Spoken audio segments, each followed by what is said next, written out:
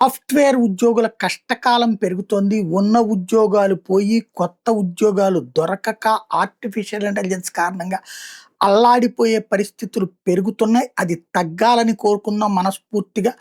But పరిస్థితులైతే దారుణమవుతున్నాయి. Microsoft వాళ్ళు 7% మంది work force నుంచి తీసేయడం అని కాకుండా వాలంటరీ రిటైర్మెంట్ స్కీమ్ పెడుతున్నారట 7% మందికి. మీ అంతట మీరుగా వెళ్ళిపోతాననేటటువంటి వాళ్ళకి ఒక ప్యాకేజీ ఇస్తారనమాట. అంటే ఇంకా నీకు ఎన్నేళ్ళు సర్వీస్ ఉంది. ఫర్ ఎగ్జాంపుల్ నువ్వు 30 ఏళ్ళో, 40 ఏళ్ళో, ఇంకో 10 ఏళ్ళు సర్వీస్ ఉంది. 10 ఏళ్ల సర్వీస్‌కి ఏడాదికి ఇప్పుడు నీకొచ్చే జీతం ₹1,00,00,000 అయితే ₹25,00,000 చెప్పిన డబ్బులిస్తా. ఇది ఒక తరహా ప్యాకేజ్ ఉంటది. ఇప్పుడు మాకు జెమినీలో ఉన్నప్పుడు ఏం చేశారంటే, మేము ఎన్ని సంవత్సరాలు ఉద్యోగం చేశామో, ఆ చేసిన ఏళ్ళకి గాను ఏడాదికి 45% చొప్పున డబ్బులు కట్టి 45 అంటున్నా. ఏడాదికి నెలన్నర జీతం చొప్పున లెక్కగట్టి ఇచ్చారు. అట్లాగా ప్యాకేజీలు ఈ కార్పొరేట్ కంపెనీలో మనం చేయగలిగేది ఏమి లేదు.